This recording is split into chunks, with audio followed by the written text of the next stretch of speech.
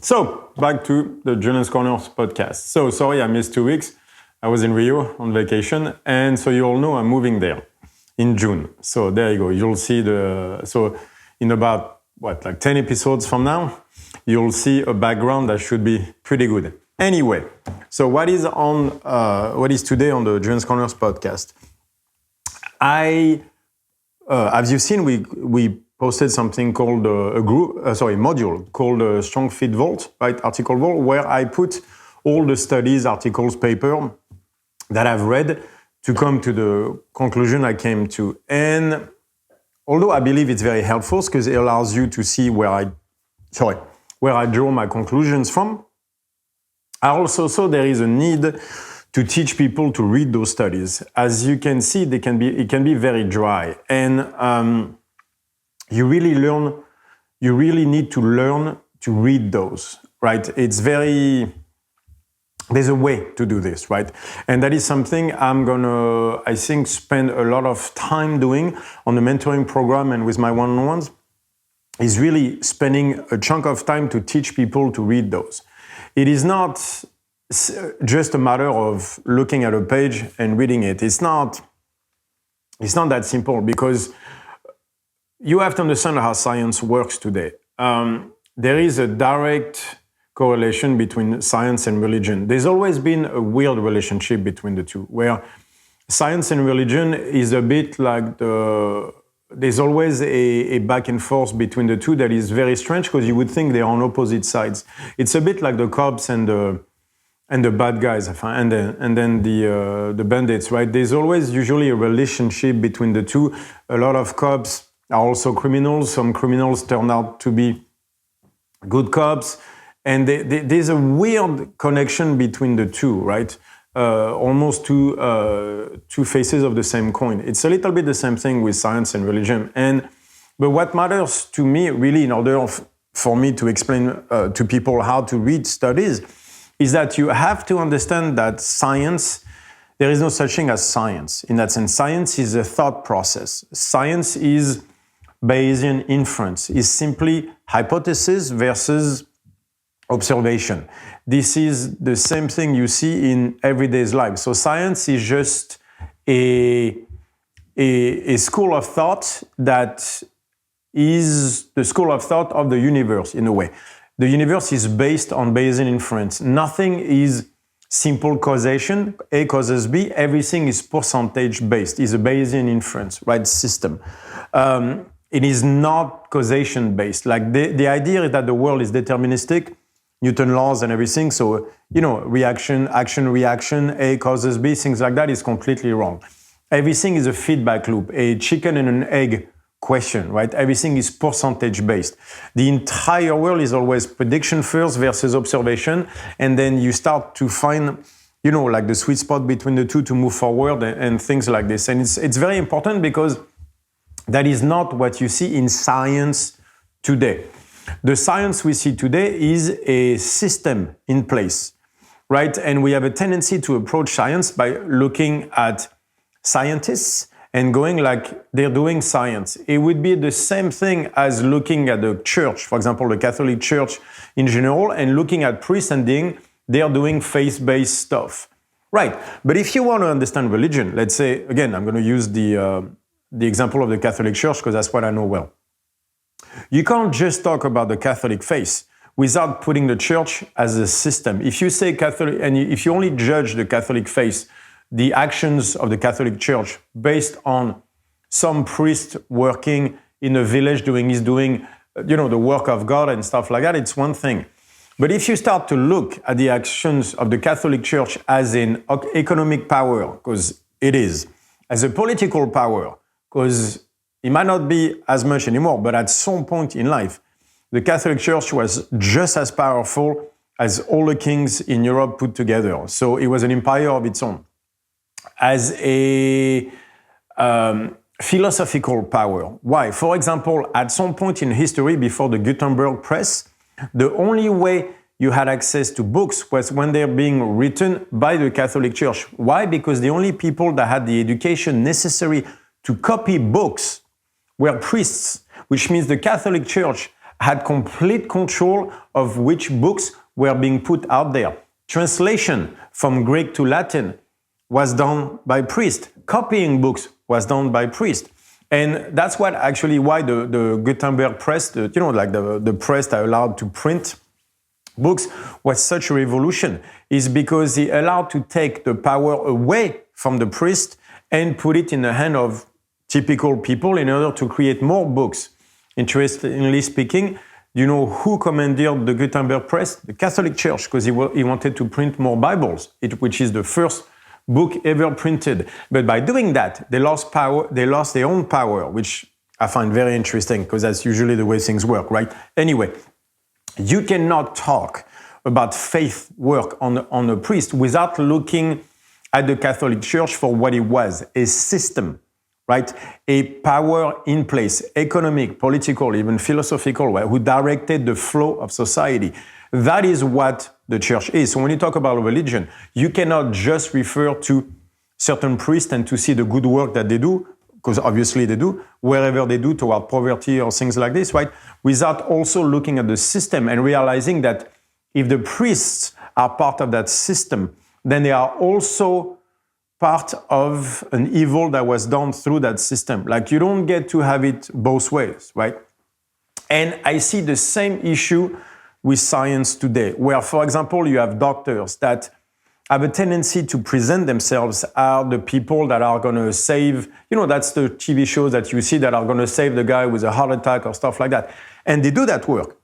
There is no question. Like, thank God for Western medicine, right? Otherwise, we'd be in so much trouble. Like, you can see for vaccines.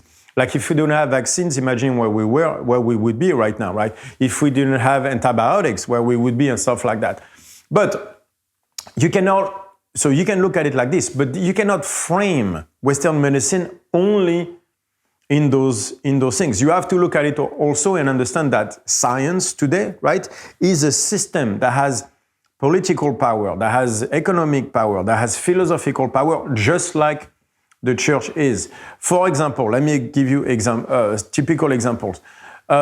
60 years ago, roughly, we started with antidepressants, where we kept telling people, well, it's better to have people on antidepressant than them jumping off the bridge, which obviously is true. It's better this way. But 60 years later, we are at a stage where we know how to put people on pills, but we don't know how to take them off, right? We put people on pills 60 years ago, and we're still facing the same problem today. It's not like there's less people being depressed, right? So there's more people on pills all the time, and yet depression and anxiety keep going up. Right? And it's not like those pills are working anyway. 80% plus of people that are on antidepressant pills are still feeling like shit. They're just not quite as bad, but just the same. And I know because I deal with that all the time. And you would think after 60 years, there would be some kind of a mea culpa, or at least a recognition of an issue by the medical world, saying like, guys, that whole antidepressant stuff, it's been 60 years, it doesn't seem to be working, at least not the way it's been presented. Right now, when you talk about antidepressant, it's like that life-saving pill that is out there that is helping humanity. Bullshit. Now, is it a life-saving pill? Sometimes. Yes, there are persons that are ready to jump off the bridge tonight, and those pills can maybe help them. Now, we can go into the argument as to maybe there's a problem that does not allow us to see what the issue is until people are ready to jump. That's another conversation. But in that case, yes, those pills can be life-saving. But that is not the usage for the pills anymore. Maybe it was invented with that idea in mind. But the reality is today, 99% of people on those pills are not ready to jump. They just don't feel good. That's it. That is why we give those pills. Anti-anxiety, antidepressant pills are given because people don't feel optimal. So instead of learning to deal with it with exercise, which we know works at least as well as antidepressant pills, and some studies would tell you they work twice as well as antidepressant pills. People come to a doctor and say, I don't feel good. Oh, there's a pill for the problem. Right, so that's what I want, for example, talk about 60 years into it. And we have enough studies to know that exercise is at least as effective for people to feel better on the depression stuff than those pills. And yet, we prescribe the pills before we prescribe exercise. Why? Because economic power. That's why. Because science today is directed toward making money first. That's going to come, it's going to be very important for you to understand that when I go back to the articles and studies and how to read them.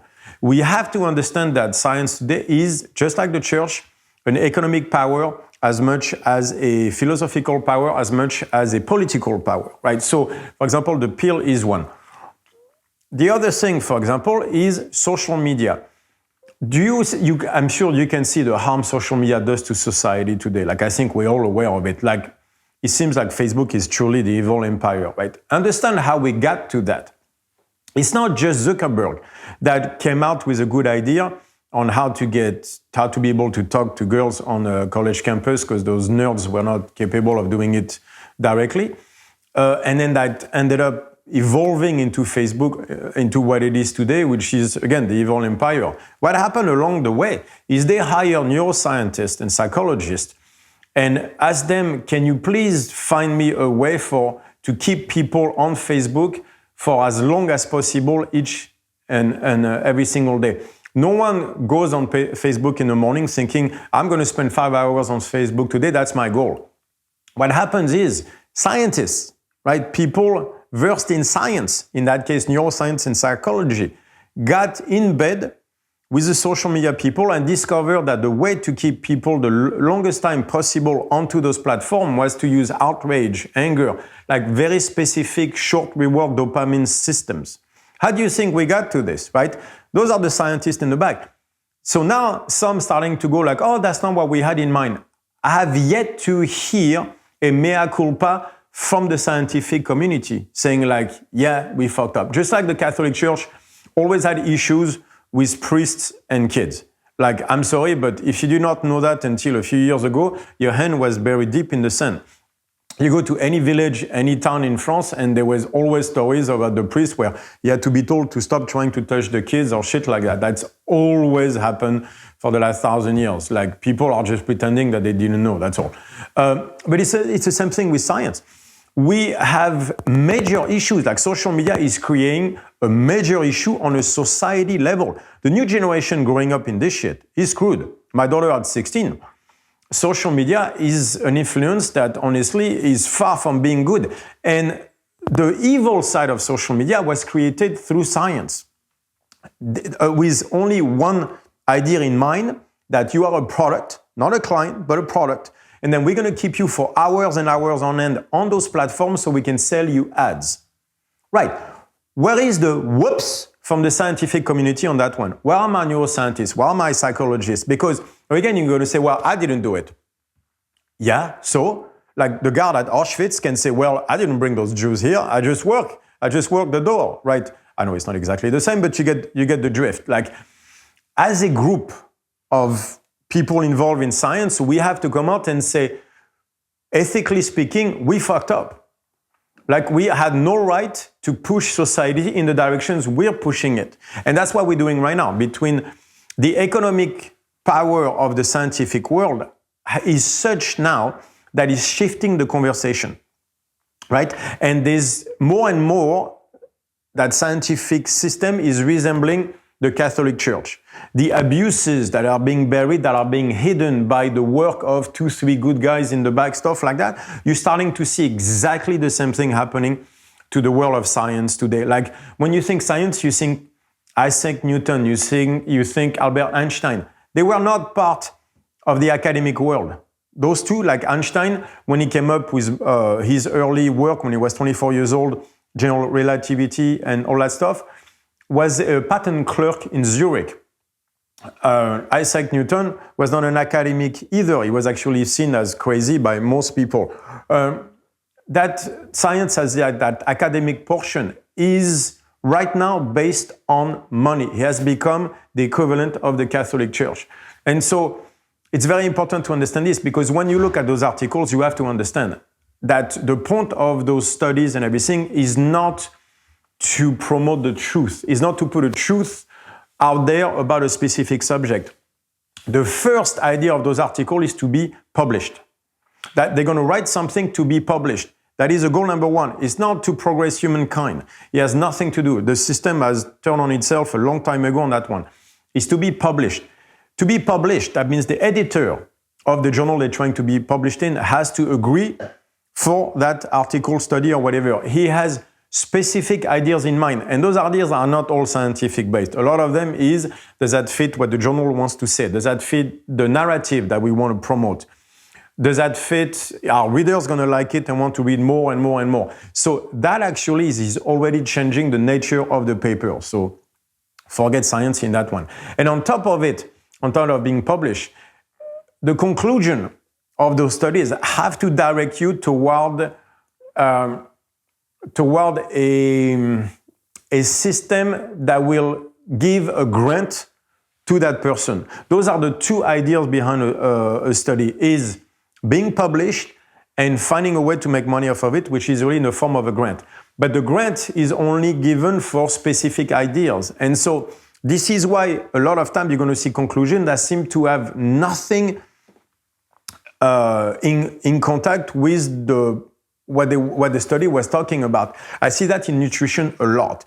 There was, for example, that article, that study that was done on the melanocortin axis, where the whole idea was if you cut the sympathetic innervation, so the nervous system, the mice get fat, right? And the conclusion of the study was that a high-fat diet that promotes a vagus nerve trigger will make people possibly obese, which was an insane conclusion to make, because the point was a trigger of the vagus nerve will make the body produce fat, because that's what the vagus nerve is in charge of. And so they're saying, like, if you take the sympathetic away, then all you're left with is a trigger of the vagus nerve, and therefore you get fat. Therefore, whatever triggers the vagus nerve is a leading cause of obesity, and we know dietary fats trigger the vagus nerve. Therefore, dietary fats are a leading cause of obesity. And you go like, are you insane?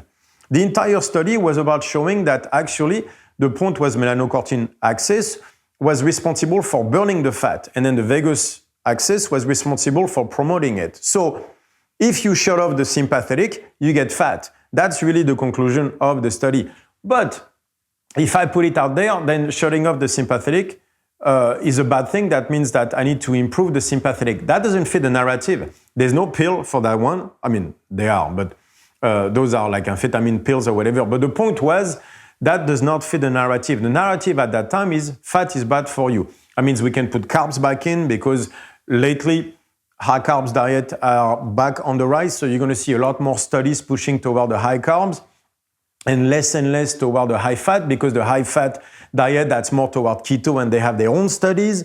And so what you see now is studies being divided amongst political ideas almost, that are based on money-based considerations, right? The keto, they have their own tea now, and then they have their own supplements, and then the high carbs, they have their own tea and their own supplements as well. Now we have a fragmentation now in nutrition of the field of science that is there only to feed specific interests. And that's the world of science we live today. So that means that when you read a study, you're going to have to learn to go past the bullshit, past the special interest that want to push specific conclusions. And after that, you have to understand that certain rules have to be followed on studies to be published. So you're going to have to push that one aside. And to be able just to get the golden nuggets that you have in some studies, there is a mental process, right, that has to happen. Processes, there's more than one. A bunch of processes have to happen to allow you to read such studies. And this is where I want to help you. I think there is so much good in improving your knowledge base that is so necessary. So that I think reading the studies that in general should be a part of the life of any coach out there. You need to know the subjects better. But in the meantime, there are a number of things that get in your way for that. And those studies, if you don't know how to read, man, is it a minefield. And it's extremely dry and it's extremely boring, and most people cannot do it. What I want to do is to teach you how to do this, how to read those studies. I think this is one of the most important skills I can give you is the capacity to read studies, because then you can let go of the bullshit. And some studies, there'll be 2 things you need to know. That's it. Like out of the 100 things that they say, there's 2 of them that are very interesting, right? But those 2 plus the 2 you gather over there, plus the 2 over here, plus the 2 here, plus the 2 of like 50 different studies, now you're left with 100. And now you have an idea that can push you forward. So that's how you get forward in all this. It's not like one study and take it as a Bible, like, well, that study says that, the conclusion is, therefore you move forward. It doesn't work like that. A lot of that shit has to be pushed aside. But usually in that study, there are certain interesting things you can take and to start shaping a pattern that would take place after you read many of them on the same subject. That's how you have to take the Strong Fit Vault, Article Vaults. It's a place where nothing is to be followed, like A, B, C. Everything is to be looked as a Bayesian inference. There are golden nuggets here and there that you will have to gather. I want to help you find that goal, right? There is a skill there where you need to know how to do this. And I'm going to spend a lot more time on that subject because I believe that's one of the most important ones. Cool. Thank you, guys.